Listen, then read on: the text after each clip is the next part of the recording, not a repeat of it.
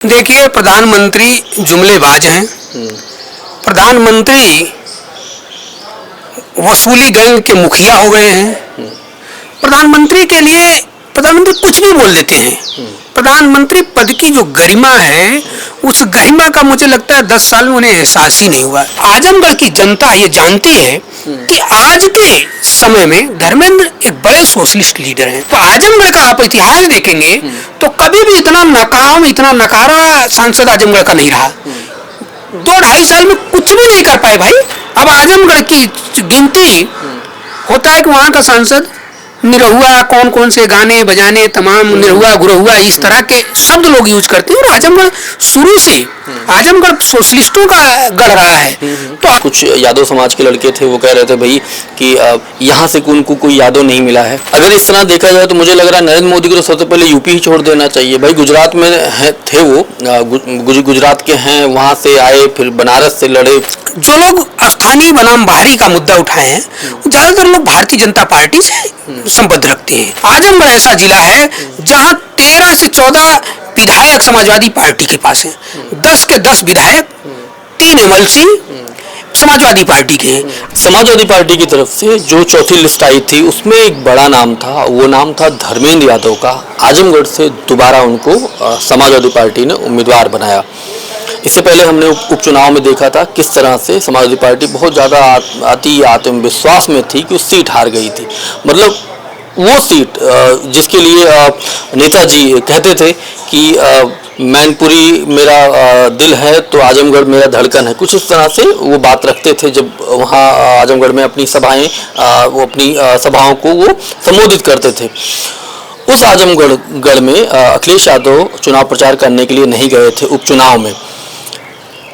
मनोज जी हमारे साथ में हैं, बात करेंगे कि इस बार धर्मेंद्र यादव के लिए ये जो उनको टिकट मिला है ये कितना उनके लिए अच्छा रहेगा। क्या वाकई धर्मेंद्र यादव इस बार निकाल पाएंगे? क्योंकि आप निरहुआ को देखिए, जो दिनेश लाल यादव निरहुआ हैं, उनका भी आत्मविश्वास बढ़ गया है। और इससे पहले जो प्रधानमंत्री नरेंद्र मोदी भी आए थे, उन्होंने एक बात कही कि एक जुमला कहा कि आजमगढ़ का नाम अब अजन्मगढ़, कुछ ऐसे उन्होंने बोला वहाँ पर। मनोज जी से हम समझेंगे ये अजन्मगढ़ को वाकई हो गया है वहाँ पर, ये इसका मतलब क्या है, पहले तो यही समझना होगा। देखिए, प्रधानमंत्री जुमलेबाज हैं। प्रधानमंत्री वसूली गैंग के मुखिया हो गए हैं। प्रधानमंत्री के लिए प्रधानमंत्री कुछ भी बोल देते हैं। प्रधानमंत्री पद की जो गरिमा है, उस गरिमा का मुझे लगता है 10 साल में उन्हें एहसास ही नहीं हुआ। सोचिए कि आप कहीं भी जाओगे कुछ भी बोल दोगे, आप पूरे देश का प्रतिनिधि हो, आप पूरे देश के प्रधान हो, इसके बाद भी आपको लगता है आप जाति धर्म इस तरह का इस तरीके का जो अजन्म या कुछ भी कहते हैं। आजमगढ़ था, आजमगढ़ है, आजमगढ़ रहेगा। और आजमगढ़ का अपना इतिहास है। किसी प्रधानमंत्री के गाने सुनी ना वहाँ का इतिहास बदल जाएगा।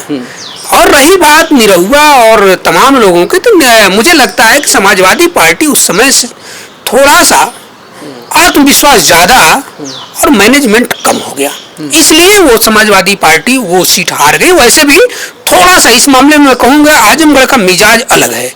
उपचुनाव में ज्यादातर दूसरे लोगों को ही चुनती है। एक आध रेयर केस देख लिया जाए तो बाकी जितने उपचुनाव हैं आजमगढ़ दूसरे को मौका दे देता है। लेकिन फाइनल चुनाव में आजमगढ़ समाजवादियों का गढ़ रहा है। जो आम चुनाव होता है समाजवादी पार्टी का गढ़ रहा है। समाजवादी पार्टी नहीं बल्कि समाजवादियों की गढ़ रहा है आजमगढ़। और ऐसे ही गढ़ से धर्मेंद्र जी को और दोबारा मौका दिया है तो धर्मेंद्र जी के लिए सौभाग्य की बात है कि आजमगढ़ का प्रतिनिधित्व करेंगे। और आजमगढ़ की जनता ये जानती है कि आज के समय में धर्मेंद्र एक बड़े सोशलिस्ट लीडर हैं। चाहे उनके संसद में जो उन्होंने बातें की हैं, जो उन्होंने हक हुकूक की बात की है, ओबीसी के, एससी के, माइनॉरिटी के, सबके हक हुकूक की जो बात उन्होंने संसद में उठाई है, उस सरकार को कहीं ना कहीं कोचती थी कि धर्मेंद्र ऐसे बोलते हैं, धर्मेंद्र ऐसे बोलते हैं। इसलिए सरकार ज्यादातर उनके साथ ये था किसी तरीके से धर्मेंद्र को संसद न आने दो, समाजवादियों के बुलंद आवाज को दबाओ। तो मुझे लगता है उपचुनाव में थोड़ा सा पार्टी के नेताओं में, पार्टी के वर्करों में ये आत्मविश्वास था कि हमारी गढ़ है, हमारा सीट है, हम लोग जीतेंगे।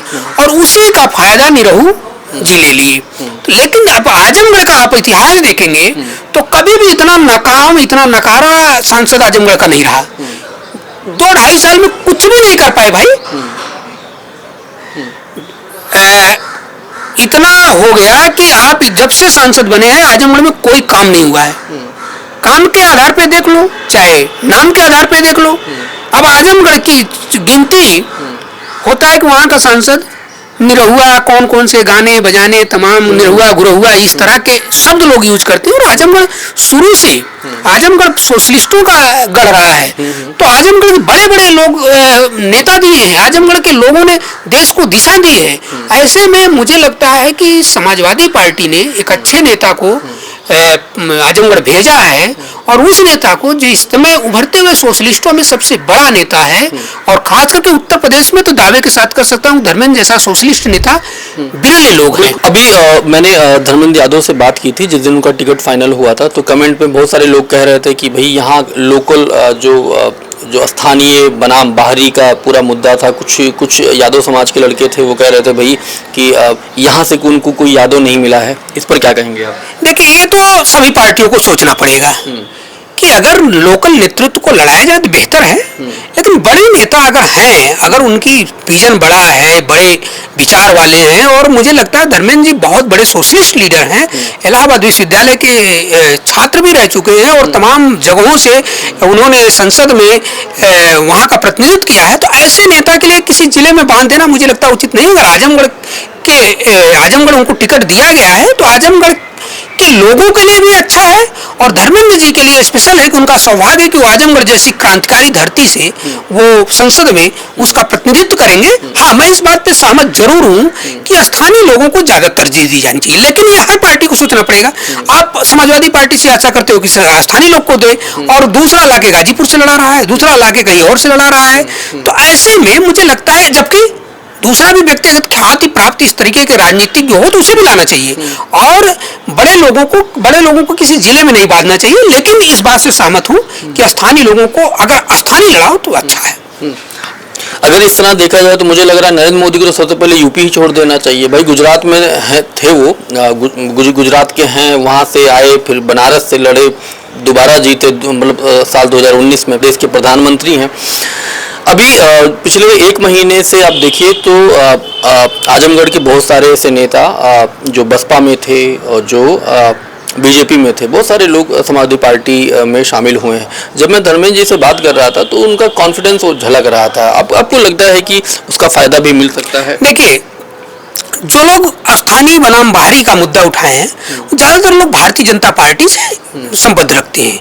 उनका क्या नाम है कि ये बाहरी हैं, तो वही लोग ये उसका उत्तर दे देना। पहले तो ये तो मान लो प्रदेश के एक दूसरे जिले से दूसरे जिले में आए हैं, लेकिन नरेंद्र मोदी जी तो कई राज्य क्रॉस करके बनारस में आए हैं। तो सबसे बड़ा मुद्दा तो यही है कि बनारस से वो क्यों लड़ रहे हैं, चाहे गुजरात से लड़े। तो मुझे लगता है बड़े नेताओं के लिए और बड़े विचारकों के लिए जिले और सीमाओं का बंधन नहीं होना चाहिए। हाँ, ये जो आपने कहा कि तमाम पार्टी के लोगों को, बहुजन समाज पार्टी से और तमाम जो नेता ज्यादा प्रभावी हैं आजमगढ़ में, चाहे जिनका आप नाम ले लो, वो सब आज की स्थिति में समाजवादी पार्टी या समाजवादी विचारधारा से जुड़ गए हैं। तो ऐसे में मुझे लगता है कि इसका लाभ समाजवादी पार्टी को और मिलेगा, जो वो मार्जिन जितना सोचे होंगे उससे ज्यादा मार्जिन से जीतेंगे। क्योंकि आज की स्थिति में आजमगढ़ ऐसा जिला है जहां 13 से 14 विधायक समाजवादी पार्टी के पास हैं, 10 के 10 विधायक, 3 एमएलसी समाजवादी पार्टी के हैं। ऐसी कोई विधानसभा नहीं जहां किसी और पार्टी का कोई हो। एमएलसी भी 3 समाजवादी पार्टी ने दिया। तो मुझे लगता है समाजवादी पार्टी इस समय आजमगढ़ में सबसे मजबूत स्थिति में है, और ये आजमगढ़ का भी सौभाग्य है कि सत्ता के विपरीत रहते हुए 13 विधायक एक दल से आजमगढ़ जैसे जिले से हैं, तो उसका बेनिफिट तो उस पार्टी को मिलना चाहिए। वो चाहे स्थानीय आदमी को लड़ाए या बाहरी आदमी को, बाहरी नहीं बल्कि ये आजमगढ़ के लोगों को भी सोचना चाहिए कि ऐसा विद्वान आदमी, ऐसा सोशलिस्ट आदमी जो पूरे देश में सोशलिस्ट विचारधारा के प्रसारक के रूप में जाना जाता है, उसे अगर वहां से मौका दोबारा दिया गया तो सबके लिए सौभाग्य की बात है। और स्पेशली धर्मेंद्र जी के लिए भी सौभाग्य है कि आजमगढ़ जैसी क्रांतिकारी धरती का प्रतिनिधित्व करेंगे। यूट्यूब पर आप देखिएगा धर्मेंद्र यादव लोकसभा स्पीच, तो आप देखिएगा बहुत सारे जब भी वो बोलते हैं तो बहुजन समाज के लिए बोलते हैं, पिछड़ों के लिए बोलते हैं, उनके रिजर्वेशन की बात करते हैं, उनकी सहूलियत के लिए बात करते हैं। तो कहीं ना कहीं वो जो पिछड़ा बहुजन समाज है तो उनको एक उम्मीद के तौर पर देखता है। बाकी अभी इस बार वो उम्मीदवार हैं, अभी शायद मुझे लग रहा है आजमगढ़ वो गए भी नहीं हैं, 1-2 दिन में शायद उनका प्लान बनेगा, वो जाएंगे। क्या होता है ये तो जून में पता चलेगा। आप देख रहे थे शैलेंद्र सिंह लाइव, बहुत बहुत शुक्रिया, धन्यवाद।